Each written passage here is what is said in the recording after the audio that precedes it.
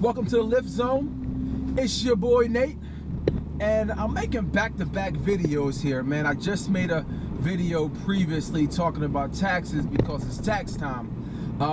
But I'm in Philadelphia. Friday was the first day of what? Of Uber pool. So this is my continuation of why I quit Uber. Now, I didn't really quit Uber. I still drive Uber, but they introduced this Uber pool. Now, for some of my driving homies out there, y'all have had it. Y'all had it in, I think, like San Francisco and other big metropolitan places. But this week, or this Friday, was the first time that us Philadelphians had it. Now, let me say this, okay, before I go on my rant. I really think that ride sharing is one of the best ways to make a second income. It's something where you're your own boss. You turn on the app when you can work. You turn off the app when you don't want to work. You meet a lot of interesting people and had good conversations with them for 15 minutes, 15 or 20 minutes. So it's very stimulating. So it's fun, okay? It's fun. And again, I do it. I tell people that they should do it if they want to make some side money. And for some people, it's a lucrative first job or full-time job, okay? Now, let's get back to this Uber pool BS. I don't know what this is, okay? I mean, I'm driving this Uber pool, and for the people who don't know what it is that the person, when they request an Uber, they either have the option to do the Uber pool or just do it where they're the only ones that get in the car. And I checked it out on my own phone, and you should see it's kind of scaring them into doing the Uber pool, because what it's saying is that, oh, well, you have a chance to have 30% less fare. Who would want 30% less fare? So it said, okay, on the left side, if you pick A, 30% less fare. But if you pick B, you have the potential that your ride could be $50 or $60. And I think they put the max there, okay? So it's kind of like they're like scaring people into putting in, to do the Uber pool. So when the people got into my car, the passengers, I asked them, did you pick the Uber pool? And most of them said yes, they didn't know, and blah, blah, blah. So I'm driving, and okay, just to paint a picture for you guys, if I'm driving north, okay, I pick up somebody and I'm driving north. Now, what happened is down here south, these two people are going the same way. They're both going to Manioc, for those who know about the Philadelphia area. So this Uber pool makes me, I'm going north, I gotta turn around. I had to go all around City Hall, turn around, come back, grab these other guys. It took me like 5 minutes to find them, okay? I get them, and now we're all going to the same place. So, and it's surging. So I'm thinking, oh, okay, this is about to be nice, because from Philadelphia to Manioc, usually, I mean, I've seen it where it's $12, $15. It's like a 10-minute run, okay? I've seen it where it's $20 sometimes when it's surging, or even more than that. So I dropped the one guy off, dropped the other guy off. I go and look, and I got about like $5 from one, and I don't know, it was like $4 or something from the other. And it was like, man, what is this? What is this? And it was surging at the time, but this was Sunday night. Oh man. Okay, look, here's the thing about the Uber pool. I'm pretty sure that what happens is when you're driving, another request will come in, and you have to accept it. I think if you don't, I'm pretty sure if you don't accept it, it affects your rating, like if you were to just cancel a ride. So it's almost that you're forced into accepting it. You accept it, and then you go pick the second person up, okay? And the dynamic in the car was just strange too. I didn't like it. I did not like it at all.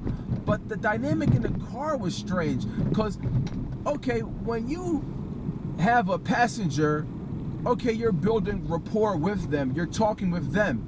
But now you got two strangers in the car, so now you got three strangers. You got me, I'm a stranger to the passenger A, and the passenger B is a stranger also.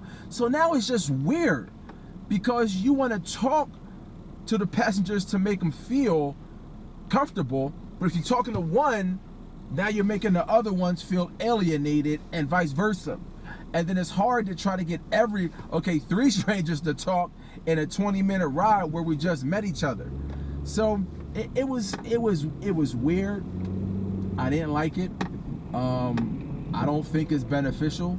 I think it's beneficial for Uber because now Uber gets more passengers, okay?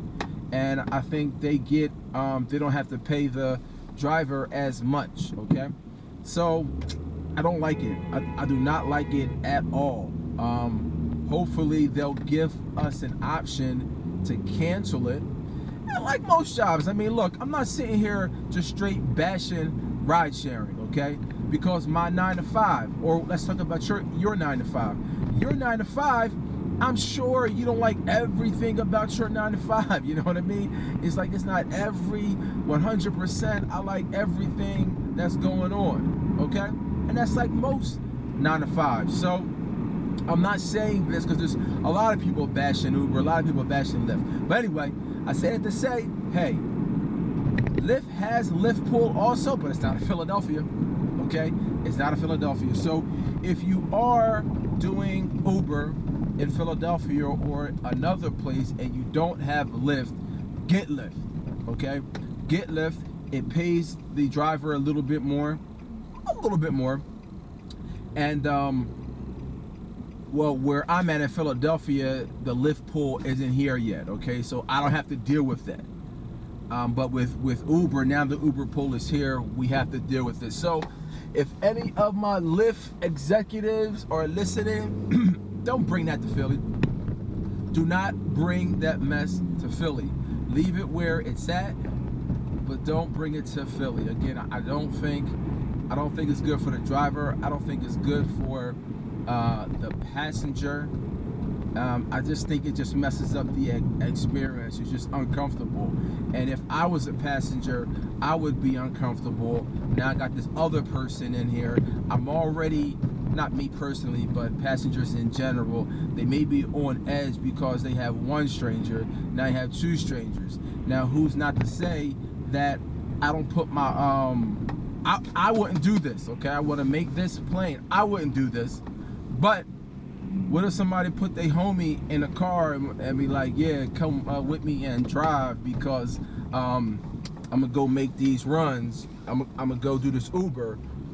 And when other person gets in, they be like, yeah, this is Uber pool. You know what I mean? So I think it's a bad setup, man. I think it's a bad setup. But I say all that to say that Lyft in Philadelphia or in other places haven't instituted this yet. So you can still do Lyft. What you would do is you would go, I have a link in the description down below. You go down there, fill it out, and get to moving. Get to moving and get to driving. Get that bonus. You need a code to get the bonus. So make sure you go down, click the link, get the bonus, or fill out the information. After you do a certain number of rides, just like Uber, you'll get a bonus, okay?